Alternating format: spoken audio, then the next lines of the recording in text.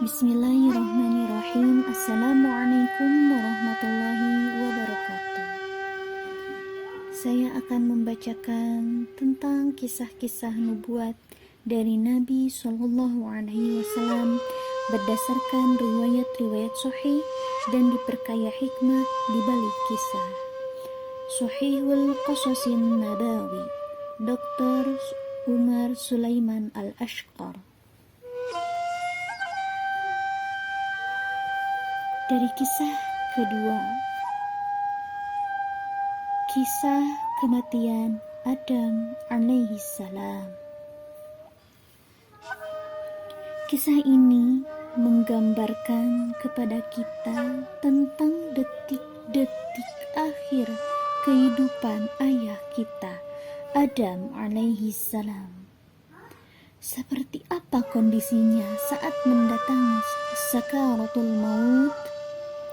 Malaikat secara langsung mengkafani, membandikan, memberinya kamper, menggali makam, mensolatkan jenazahnya, memasukkan jenazahnya ke liang kubur, dan menimbunnya dengan tanah. Malaikat melakukan hal itu untuk mengajarkan kepada anak-anak Adam sepeninggalnya tentang cara mengurus jenazah. Dari nas hadis diriwayatkan dari Utai, ia berkata, "Aku melihat seorang syekh di Madinah sedang berbicara. Aku kemudian bertanya tentangnya.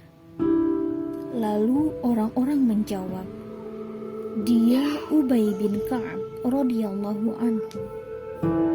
Ia kemudian berkata dengan menghubungkan sanad hingga Nabi Shallallahu Alaihi Wasallam. Saat kematian datang, Adam berkata kepada anak-anaknya, "Wahai anak-anakku, aku menginginkan buah-buahan surga." Mereka lantas pergi mencarikan buah-buahan surga untuknya. Mereka kemudian bertemu malaikat yang membawa kafan, kamper, cangkul, skop, dan keranjang. Para malaikat bertanya kepada mereka, "Kalian hendak kemana? Apa yang kalian cari? Apa yang kalian inginkan?" Mereka menjawab, "Ayah kami sedang sakit dan ia menginginkan buah-buahan surga." Para malaikat berkata, "Pulanglah, ayah kalian sudah meninggal dunia."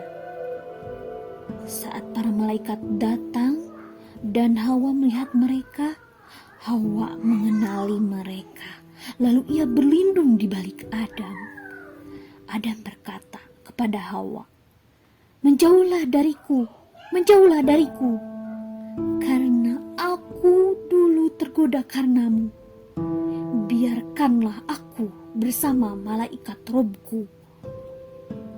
Mereka kemudian mencabut nyawa Adam, memandikan, mengkafani, memberikannya kamper, menggalikan kubur dan liang lahat untuknya, dan mensolatkan jenazahnya. Kemudian malaikat masuk ke dalam liang kubur, lalu mereka memasukkan Adam ke liang lahat dan meletakkan bata padanya. Setelah itu malaikat keluar di liang kubur kemudian menimbun dengan tanah. Kemudian malaikat berkata, "Wahai anak-anak Adam, inilah sunnah kalian dalam mengurus jenazah." Dalam syarah hadis ini menuturkan kepada kita kisah Adam alaihi salam. Ketika kematian datang kepadanya, ia menginginkan buah-buahan surga.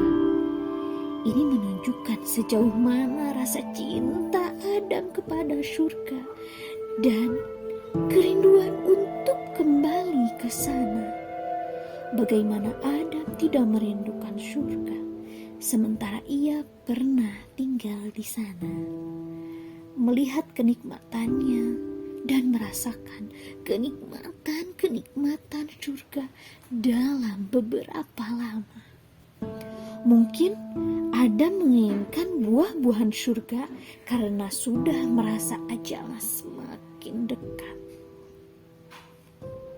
Sebagian hadis menunjukkan bahwa Adam mengetahui jumlah tahun-tahun usianya, dan ia menghitung secara cermat tahun-tahun usianya yang telah berlalu,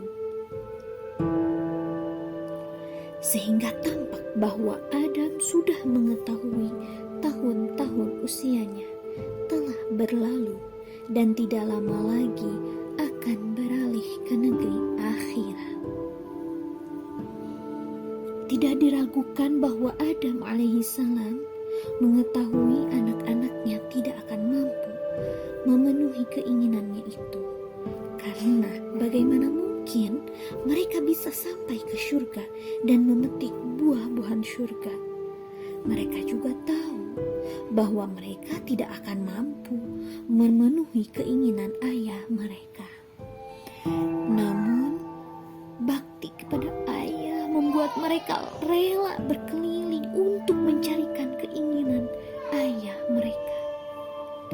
Belum juga mereka menjauh dari tempat ayah mereka, sejumlah malaikat datang dalam wujud kaum lelaki, menghampiri mereka dan membawa peralatan yang diperlukan untuk mengurus dan mengubur jenazah.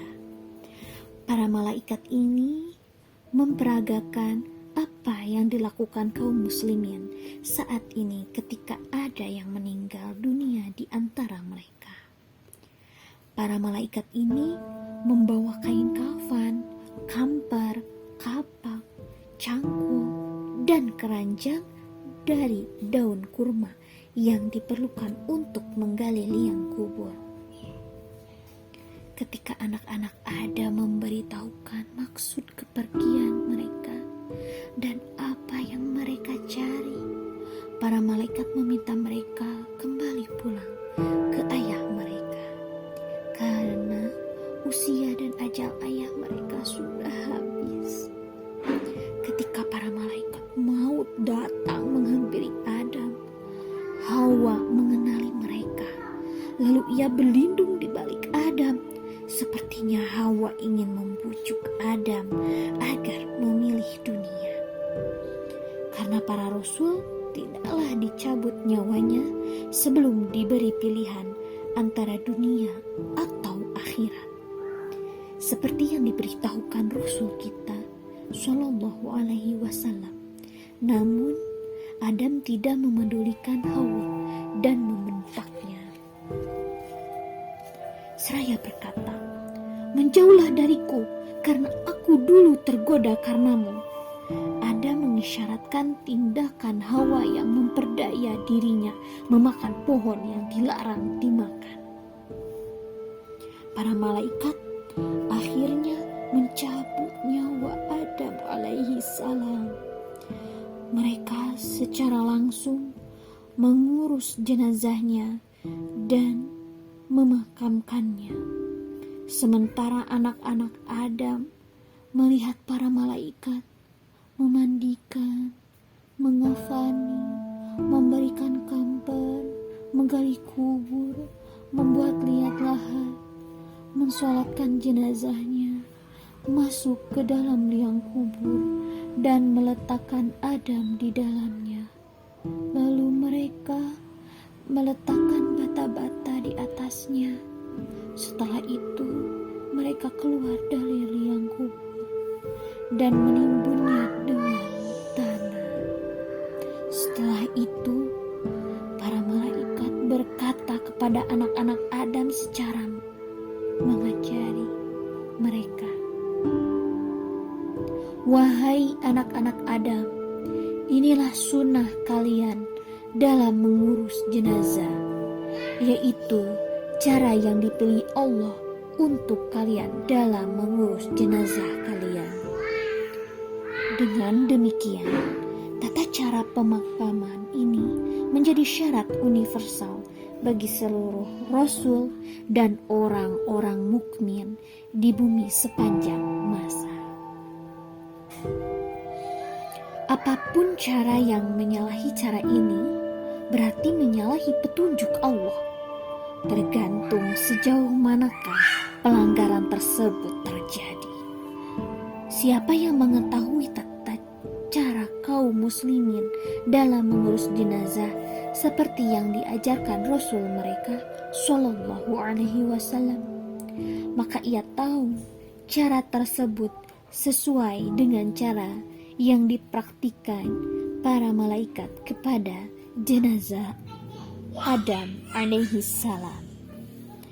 Tata cara ini disalahi sebagian besar manusia sepanjang sejarah, karena di antara mereka ada yang membakar jenazah mereka, ada juga yang mendirikan bangunan-bangunan besar seperti piramida, lalu mengubur mayat di dalamnya dengan meletakkan makanan, minuman, perhiasan, dan batu-batu berharga bersama si mayit.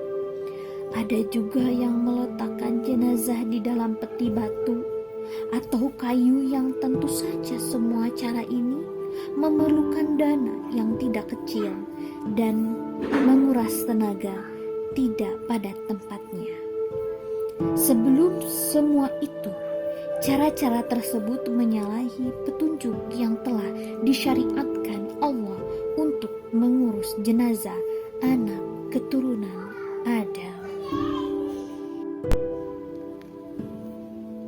Para pendengar semuanya, dari kisah tersebut, apa saja pelajaran dan faedah yang bisa kita ambil? Yaitu pelajaran dan faedah yang bisa kita ambil dari hadis di atas. Yang pertama, disyariatkannya mengurus dan mengubur jenazah dengan tata cara seperti yang disebutkan dalam hadis. Yang kedua, sunnah dalam mengurus mayit ini adalah petunjuk seluruh rasul dalam syariat-syariat mereka.